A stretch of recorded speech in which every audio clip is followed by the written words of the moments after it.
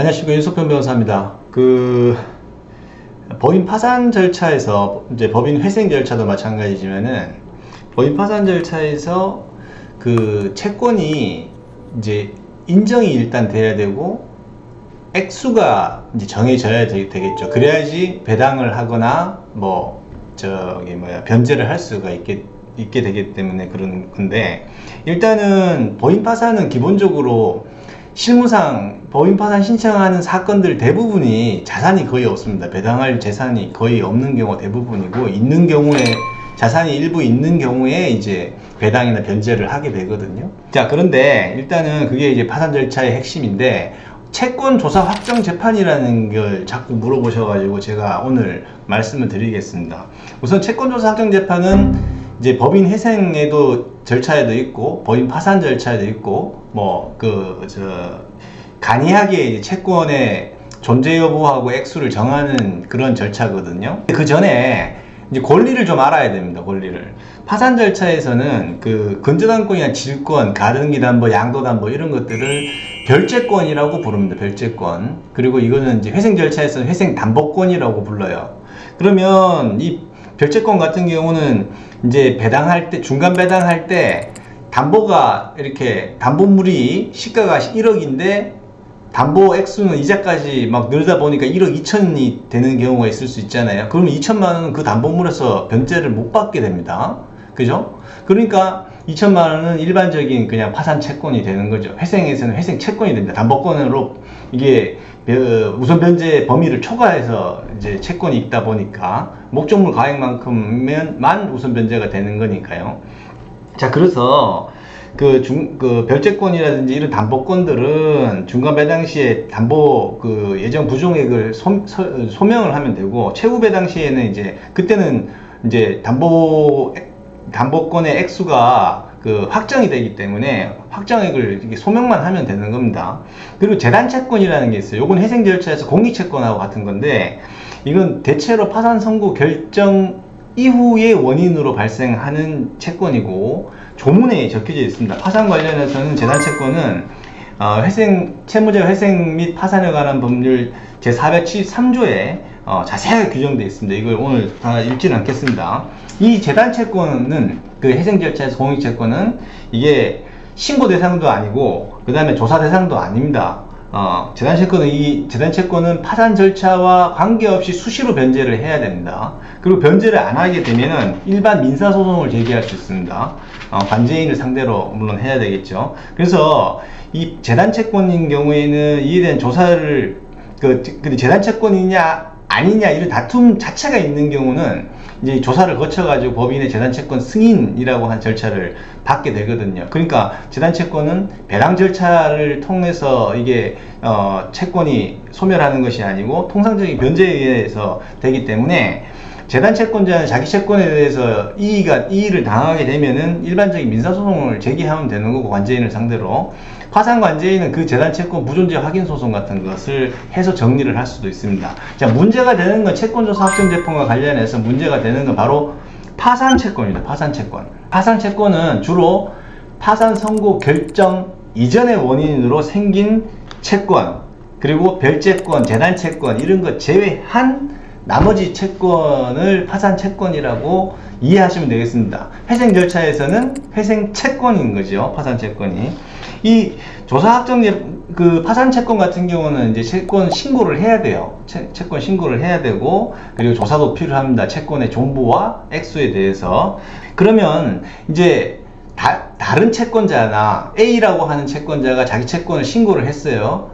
근데 다른 채권자 B, C, D 또는 파산 관제인이 당신 당신 채권은 존재하지 않아, 또는 있더라도 신고한 금액하고 달라, 이런 이의 제기가 들어왔을 때 파산 채권자는 이의한 사람, 파산 관제인만 이의했다면 파산 관제인을 상대로, 다른 채권자들이 이의를 여러 명이 했다면 그 이의한 채권자들 여러 명을 상대로 해서 채권 조사 확정 재판이라는 거를 이제 파산부에 신청하는 겁니다. 파산부에 신청을 하게 되고, 이거는 이제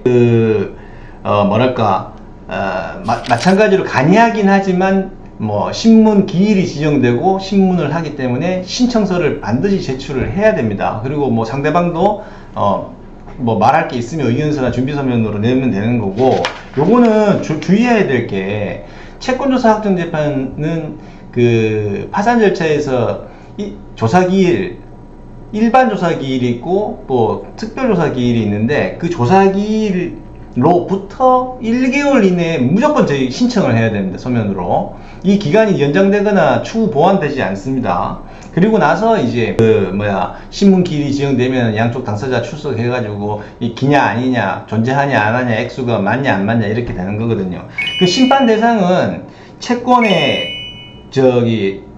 전부, 채권이 있냐 없냐, 그리고 우선권이 있냐 없냐, 그리고 액수가 얼마냐 아니냐, 이런 것들입니다. 예를 들어서 A가 파산 채권자인데 채권 신고를 6천만원 했어요. 근데 파산 관제인이 4천만원만 인정했어요. 그러면 심판 대상 범위는 뭡니까? 6천 빼기 4천만원, 4천만원은 일치하는 거잖아요. 2천만원 부분이 심판 대상이 되는 겁니다. 그래서 채권조사 확정재판을 신청할 때는 그 이의 대상이 된 그 채권의 전부와 액수만 이 대상이니까 그걸 주의해서 하면 되고, 만약에 채권조사 확정재판을 신청했는데도 안 받아들여져서 A 너 채권 없어, 그리고 네가 6천만원 신고했지만 내가 인정한 4천만원이 맞아, 뭐 이런 식으로 됐다 그러면은 이거는 이 결정을 송달 받은 날로부터 일반 민사부의 이의 소라고 하는 걸 제기해야 됩니다. 뭐 해생 절차도 유사합니다. 그래서 이거는 일반적인 민사소송이 돼버리는 거죠.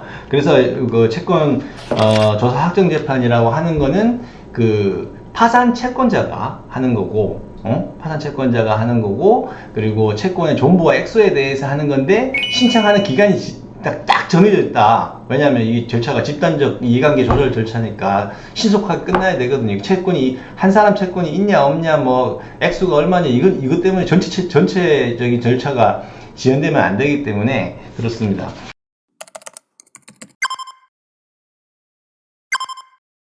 자, 그러면 파산 채권 중에서 또 그런 게 있습니다. 판결을 받아 놓은 게 있어요.